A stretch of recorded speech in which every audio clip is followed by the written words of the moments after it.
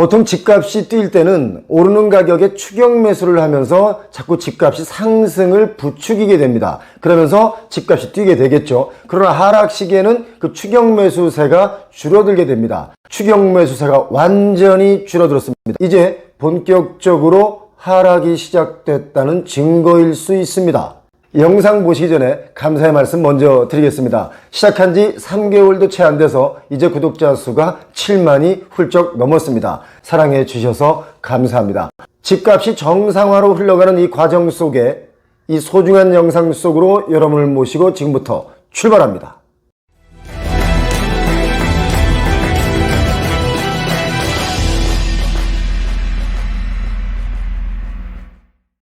한동안 이렇게 말씀하시는 분들이 있었죠. 아파트나 주거용 부동산의 수가 부족해서, 그러니까 공급이 부족해서 아파트나 주거용 오피스텔의 가격은 계속 올라갈 것이다 라고 상승을 주기장창 이야기하던 그 전문가들도 한 가지 간과한 것이 있다면 바로 사람의 심리입니다. 심리를 이기는 시장은 없다라고 저는 생각합니다. 심리에 따라서 변수가 너무 많기 때문에 공급이 부족하네, 여기는 뭐 강남이네, 역세권이네, 이 지역은 GTX 호재가 있네, 이런 것을 내세워서 상승을 계속 부추기는 것은 잘못된 판단이었다 이겁니다. 그래서 전문가라는 분들께서 영상에 출연을 해서 이야기하는 것 중 가만히 들어보면 대중의 심리를 읽지 않고 어떤 현상만 놓고 이야기하는 것을 저는 다 믿을 수 있는 얘기는 아니다 라고 저는 생각했었습니다. 지금은 심리가 시장을 지배했습니다. 바로 그 심리가 돌아섰기 때문에 분양도 안 되고 매매도 안 되고 있는 것이다. 저는 이렇게 보고 있습니다. 바이어, 사려는 사람은 집값이 더 떨어질 것이라고 예측을 하고 있고, 셀러, 팔려는 매도자 입장에서는 앞으로 계속 오를 것이다 라는 것을 더 신뢰할 수 있습니다. 부동산은 계속 우상향이었기 때문에 계속 우상향이다 라고 말하면서 비싼 가격의 거래를 원합니다. 하지만 시장에서는 비싼 가격을 외면하기 시작했습니다. 이른바 고분양가, 또 너무 올랐기 때문에, 올라도 그냥 오른 게 아니죠. 정말 미친 듯이 올랐기 때문에 이제는 그 가격을 신뢰하지 않고 있기 때문에 심리적으로 사람들은 돌아섰습니다. 그리고 우상향이라고 말씀하시는 분들, 우상향이기 때문에 계속 오를 것이다 라고 말씀하시는 분들의 얘기를 가만히 들어보면 20년간 계속 올랐다라고 말합니다. 아니, 그렇게 따지면 갑오경장 이후, 6.25 사변 이후 지금까지 안 오른 적이 있습니까? 우리가 100년도 못 살면서 무슨 1000년까지 얘기할 필요 없지 않습니까? 사는 기간에 부동산은 분명히 오르고 내리는 사이클이라는 것이 존재하는데, 그 사이클에서 어떻게 매수 포지션을 잡느냐에 따라 우리의 자산 가치나 금전적으로 인한 행복의 수치는 좀 달라지기 때문입니다. 지금은 서울, 경기를 비롯해서 전국적으로 아파트와 주거용 오피스텔의 경우 거래 절벽이 완전히 심화됐기 때문에 강남 서초 지역의 신고가 거래 지역마저도 거래가 급격하게 줄어들었습니다.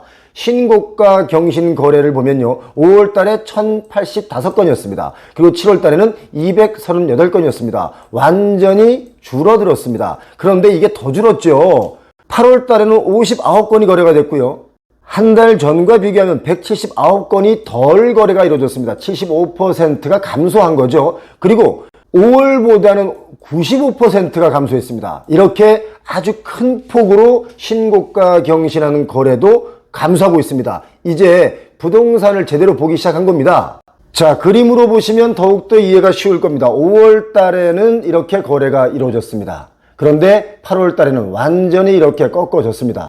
그래프로 보자면 급강화한 거죠. 이게 놀이동산 썰매도 아니고 완전히 가파르게 내려왔습니다. 매수 대기자들이 매수를 하지 않으면 왠지 불안하게 만들던 그런 추격 매수, 신고가 매수세가 사실상 사라지고 있다고 봐도 무방하겠습니다. 서울 아파트의 매매 수급 지수는 82.9를 기록하면서 41주째 수요보다 공급이 많습니다. 그러니까 매도하려는 사람들이 훨씬 많습니다. 그러나 매수는 이루어지고 있지 않다는 거, 이게 지금 현재의 부동산 거래 실태입니다. 매도자 입장에서는 좀 더 비싼 가격, 작년 재작년에 옆집에서 거래되던 그 가격에 팔고 싶겠죠. 그래서 호가는 여전히 고가에서 버티고 있는데 관심을 보이는 매수자는 없는 것입니다. 그래서 신고가 거래는커녕 급매로 내놓은 일반 거래도 성사하기가 어려워서 부동산 중개업소가 지금 문 닫는 곳이 많이 생기고 있습니다. 한마디로 보면 그토록 뜨겁게 달아오르고 곁에 없으면 죽을 것 같던 그런 사랑도 마음이 식으면 하루아침에 남이 되는 것처럼 정말 매정하게 식었습니다. 이렇게 매수세가 완전히 얼어붙고 돌아선 거죠. 심리는 이제 더 이상 고가나 고분양가에 관심을 갖지 않는 심리로 돌아섰고 좀 더 관망하는 자세, 기다려보자는 쪽으로 흘러가고 있습니다.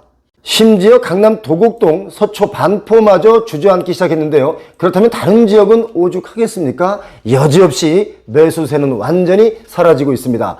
아리팍 64억, 도곡렉슬 58억 이렇게 질주하던 강남 집값이라고 하는 이 뉴스는 4월까지 이어지던 뉴스입니다. 그런데 31억 원 하던 도곡렉슬 30평이 16억 원이다. 이게 무슨 일인가 하는 뉴스는 7월 달에 있었던 뉴스입니다.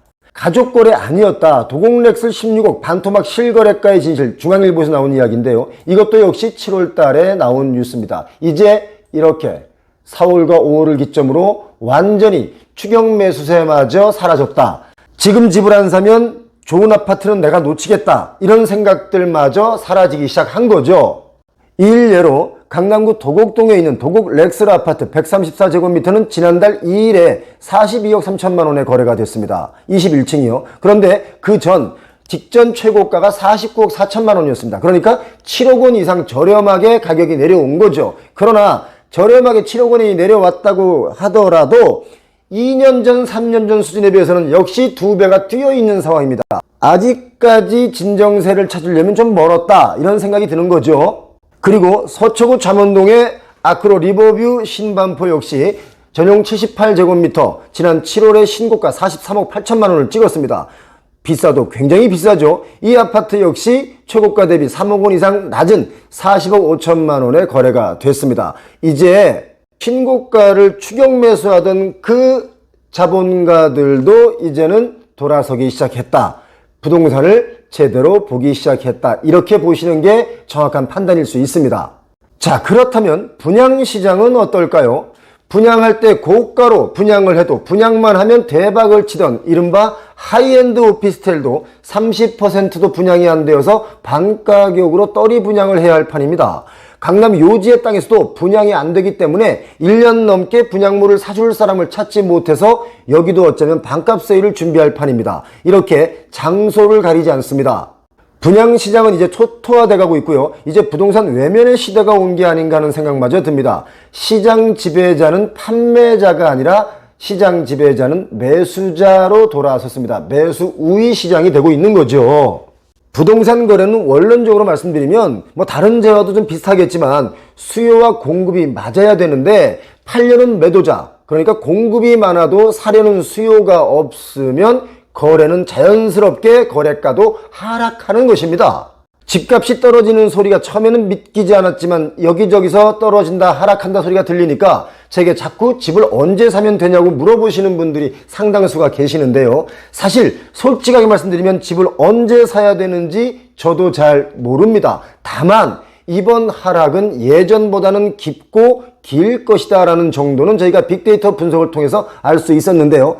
다시 매수세가 오려면 몇 가지의 그런 시그널이 나와야 빅데이터 분석을 통해서 이때쯤이면 매수를 해도 되겠다라고 하는 시그널을 알 수 있습니다. 지금은 달려들 때가 아니라 한 발짝 뒤로 물러서서 관망해야 되는 시간입니다.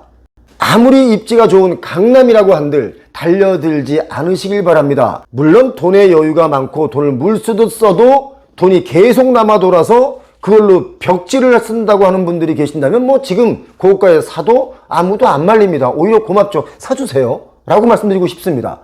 그러나 지금 대다수의 국민들은 한 발짝 뒤로 물러서서 관망해야 되는 시기지 달려들 시기가 아니다 라고 저희는 감히 말씀을 드리고 싶습니다.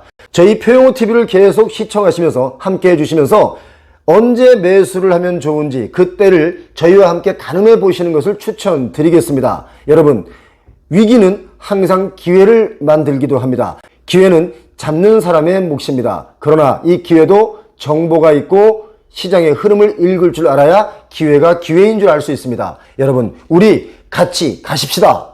우리도 부자 됩시다. 여러분, 오늘도 시청해 주셔서 고맙습니다. 오늘 하루 행복한 하루 보내십시오. 고맙습니다.